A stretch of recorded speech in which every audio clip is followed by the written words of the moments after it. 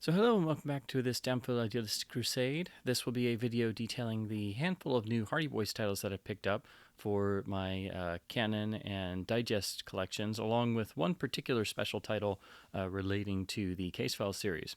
So to start off with, I am still trying to complete my run of original text of the original canon books, and I'm a few shy. I'm not shooting for particular editions. I'm just trying to get good, solid reading copies of the handful of original text that I'm missing. And then once I can do that, my plan is to finally do a complete series reread through and directly compare the original and revised texts.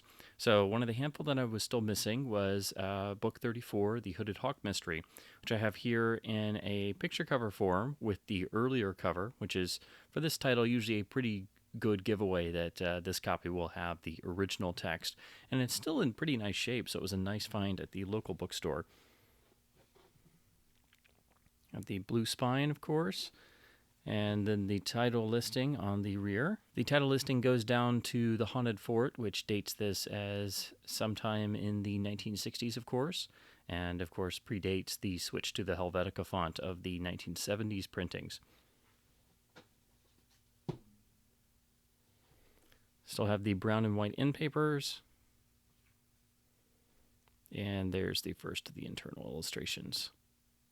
So here are three of the digests that I picked up, all from the final style under the Aladdin imprint. So these are volumes 180, 188, and 190, which brings me 3 books closer to having all the digest. I'm still probably about 30 to 40 books short, but anytime I can chip away at missing volumes, I definitely jump at the chance because, of course, they've not seen reprints and are getting more and more difficult to find. I wish I had picked up more of them as they were published, and it seems like with each successive series that is probably the idea to stick with, because eventually they start to fall out of print, which is what's actually been happening with the last couple series as well. So I started picking those up before they completely dry up as well.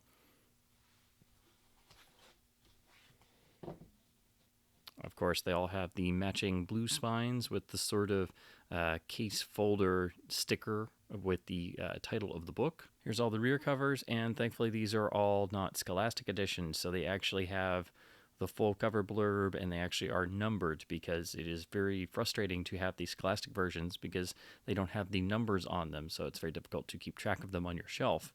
Now last, this is a very special item. This is a republished, or I shouldn't say republished, but this is a custom published book, which is actually the original 128th volume of the Casefiles that was unfortunately canceled and was never published. So I had heard that this had been sort of kicking around various fan forums and things, but this is one of those cases where somebody's actually gone to the trouble of producing a printed version and gone to elaborate efforts to really recreate the Casefiles printing. So has custom art, has a custom version of the logo with 128, actually has a matching spine to match the original style Casefiles, plus the rear cover blurb and everything. I mean, this is just absolutely fantastic.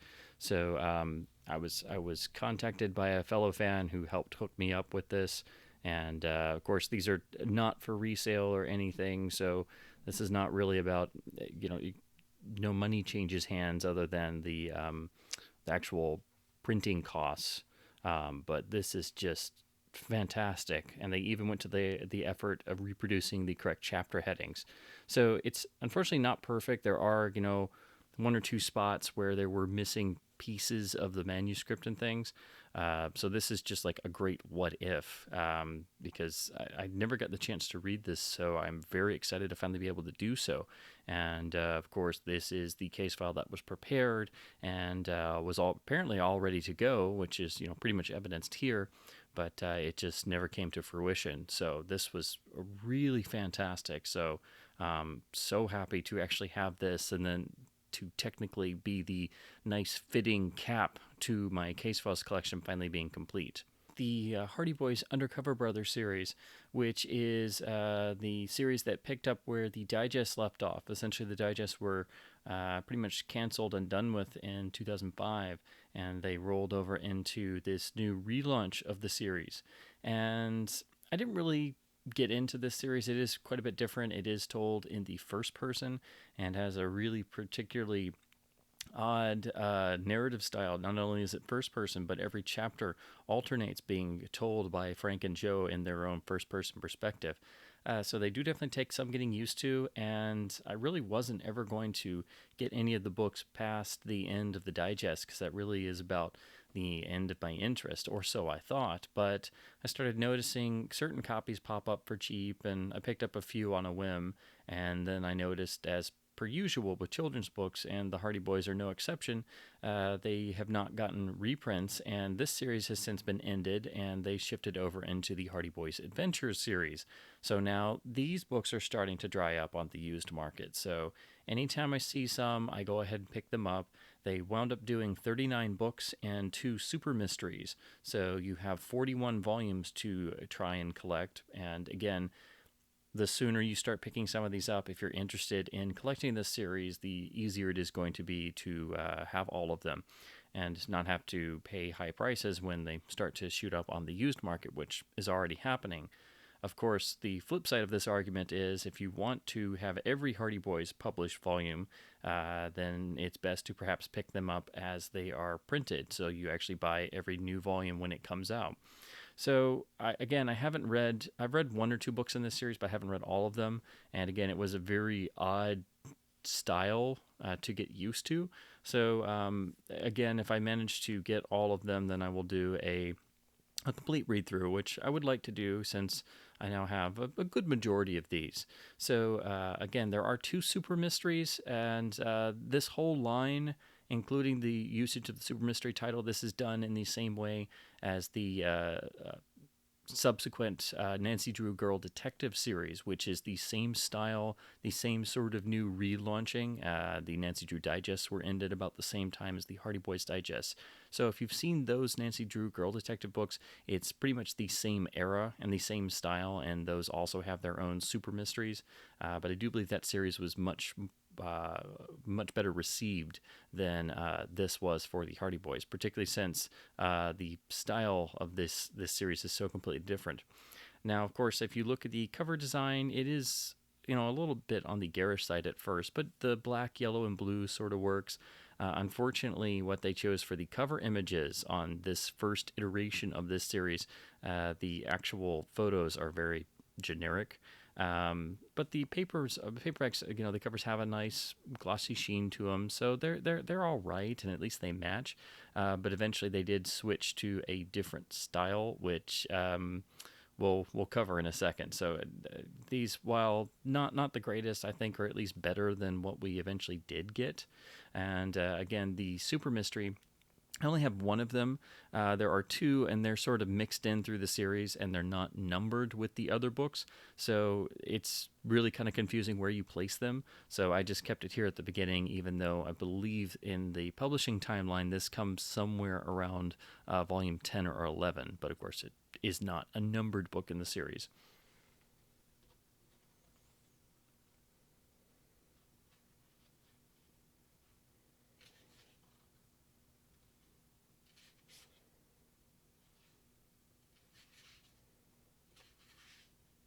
So you can see here we have the chapters, and it's narrated in the first person, and it will alternate between Frank and Joe pretty much throughout the run of each of these books.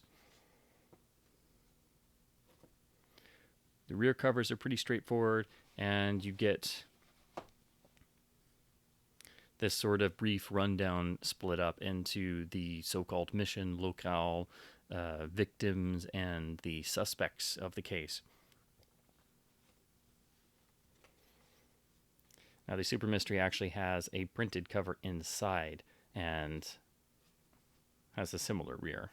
So here we have volumes 4 through 7. So again, you can see it is keeping up with the same style and formatting as established by the initial books.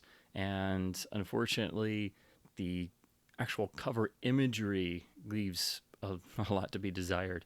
Um, Again, the actual logo and the layout of the books, are all right.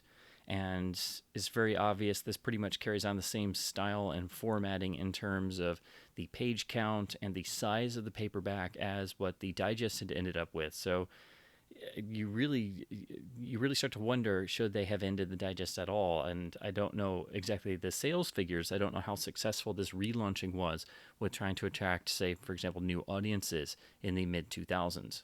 Here are volumes 9, 11, 12, and 13. And again, I've just been picking up odd volumes when I stumble across them, so there are going to be a number of gaps. I have most of the series, but it's been something I started doing more and more because I would see these pop up in Hardy Boys sections of used bookshops, or see just them tucked in different places, and I'm like, well, if I don't start getting these now, I'll probably regret it later. And if you know the right places to look and you keep an eye out, they're usually not very expensive. So I figured, again, might as well before the supply dries up. So these are the last four I have of the first style iteration of the series. These are volumes 14 through 16 and volume 18. Again, I do think some of these images look okay, but again, they are very generic. And unfortunately, a lot of the titles are also on the generic side. As you can see, particularly on volumes 14 and 18, they are simple one-word titles that really, they really are.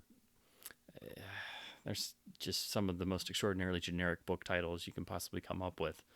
So here we have the revamping of the series again. This is the second and final cover formatting design, and now the brothers actually appear on the covers once again, which is actually the first time in quite a while. It hadn't really happened since the final iteration of the digests, were the first time we went with the characterless front jacket artworks, and then that lasted through the first wave of the Undercover Brothers. So then they finally reappeared on these covers, but unfortunately, these actually look even more generic than the first Undercover Brothers covers, because while we do have the logo really looming large over each, they just look very cheap and generic, and it looks like it could be anything really.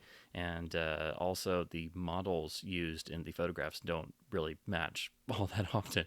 So I'm kind of torn. I don't know which style formatting of this series I prefer. I kind of lean towards the first one, even though it had the usage of really generic titles and photos on the covers. At least they had a nice uniform appearance.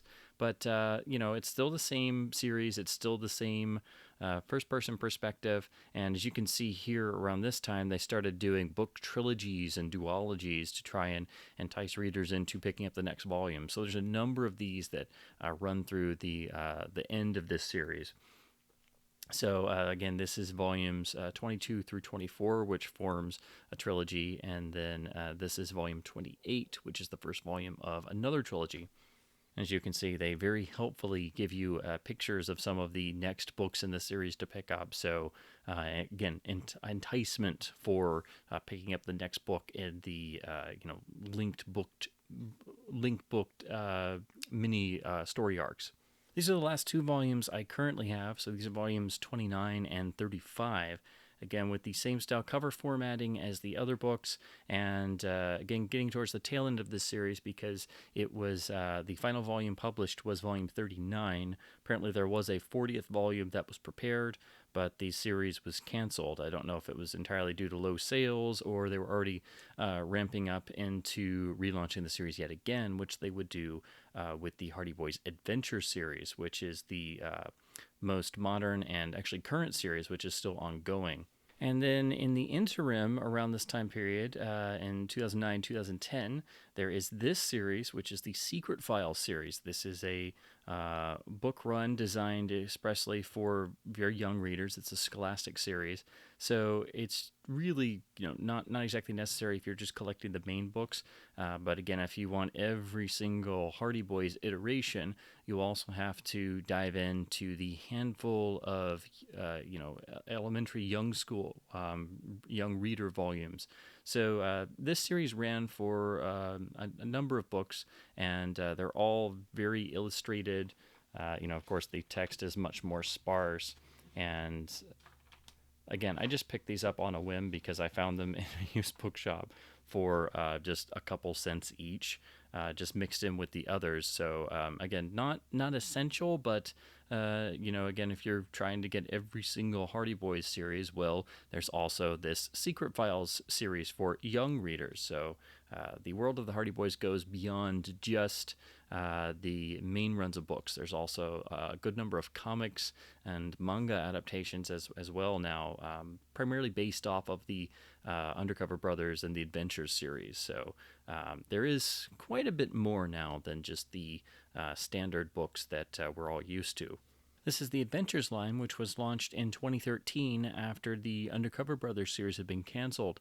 And a lot of those ideas went over into this series, which again sees the same style and sizing and formatting of paperback, and it also keeps the first-person perspective with the alternating chapters between being told by Frank and Joe. However, it does seem like a conscious effort was maybe made to get away from some of the more fantastical elements in the Undercover Brothers series. The boys found themselves working for various agencies and things, whereas this series does seem to at least be an attempt to get back towards being much more straightforward mysteries. And again, I haven't read all of these. I've read a few, one or two of them, and again, started picking them up in the same manner that I did the Undercover Brothers series. I never intended to get into the modern first-person perspective book runs, but again, as they go on, and I've picked up more of the Undercover Brothers series, and then I started seeing the adventures laying around. I was like, well, in for a penny, in for a pound, might as well go for these as well. And this series is still ongoing. So in 2021, this very year, we're looking at volumes 22 and 23 being published. They seem to have gotten to maybe 2 or 3 books per year with this series. So it is ongoing still. It is steadily increasing in numbers, but there are less books to pick up. So I have a good run of this series now that I've just been picking up one at a time. So these are the first four volumes, and as you can see, the artwork is a lot more naturalistic. The boys feature on all of them, and the titles have improved. We actually have titles harkening back to the original series with Secret of and Mystery of in the titles, so that's another nice touch.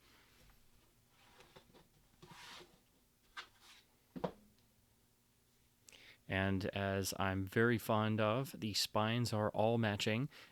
They all have numbers. And what's really cool is there's actually a little bit of the cover image on each individual spine, which I thought was a really nice touch. Helps you keep in mind, which book is which. And the only thing is the actual number boxes. If you'll notice here, they're a little bit different in coloring. Sometimes they're blue, as this copy of one is. Sometimes I have one that's a little orangish. I don't know if that's intended or a printing error or wear and tear, but outside of that, it is nice that they actually are trying to make matching spines again.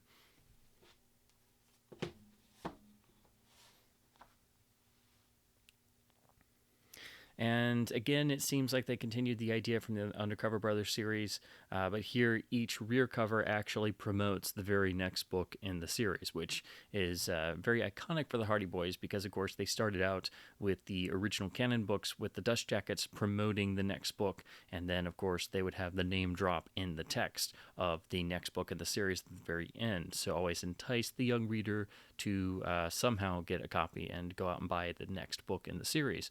So I think that's a really nice touch, and of course in keeping with traditions, and it's nice that it's actually pictured as well. We do have a matching rear cover design, and overall I really like this series in over the previous Undercover Brothers series in packaging and layout design alone. It feels a lot more like there was a conscious effort made to try and get back more to the original canon books in style and presentation, even though the actual writing style is still the modernized first-person alternating perspectives. Show you what the insides look like. Again, pretty much the same as what we had before. It's still under the Aladdin imprint, and but you can see the layout's a little bit more modernized, and that's pretty much it. Of course, internal illustrations are long since gone from any of these series. So here we are with volumes 5, 6, 8, and 9. Again, I do really appreciate the cover artwork. I think it looks really nice. It is keeping in the same. There's a certain stylization to the art of this series. It's semi-realistic, but still, it still has a certain abstract quality to it. But nice, bold usage of color, matching logos. Again, far better titles than what we got in the Undercover Brothers series. So I do really appreciate this effort that's made. But I will show you what I was talking about on the spines again. As you can see, there's a little bit of different coloring in the number boxes. So I guess that must be intended, since it seems to kind of run on a number of these.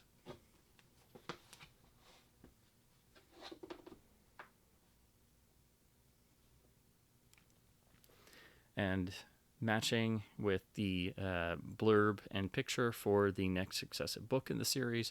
And as you can see, sometimes you can find copies of these books for absurdly cheap. So I've gotten to the point where if it's a Hardy Boys book and it's very cheap, and particularly a dollar or two or less, I'm like, yeah, I'm not going to find this again for this price most likely. So that's why I started picking up this series as well. And again, even though it is still ongoing, it's probably going to be another scenario of not another print run. And when they finish this series, it's going to then be very difficult to piece together a complete collection. So here are the last two volumes that I have. This is volume 12. So again, the series is getting up into the 20s, and 2 volumes will be published this year. And as I mentioned in my previous video, there is some branching over with this and the Undercover Brothers series into the world of comics. So there's a number of comics releases and even manga releases and graphic novels and things for both series runs. The only one I have is this compilation book of it's 3 stories and compiled into a full-length graphic novel, and it's in a nice, more pocket size, and it's nice and sturdy, has a nice glossy cover and everything. But as you can see, it is definitely heavily influenced and done in a style reminiscent of a manga or an anime. So it is interesting to see the Hardy Boys in this iteration. I hadn't really read any of these comics because, of course, I wasn't really into these modern series until I started trying to pick up various volumes. But the art's very colorful, and again, you get much more value in picking up this compiled version, which again is 3 stories in one.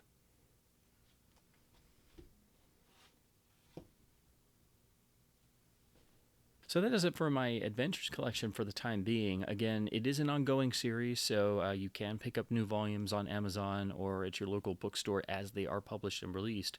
So again, it does seem like from the examples I've read and picking up these volumes, it does seem like maybe they were trying to make a more conscious effort to make a more traditional feeling Hardy Boys book, but or book series, I should say, but it still retains a lot of the stuff from the Undercover Brothers. So it'll be interesting to see where we go from this point.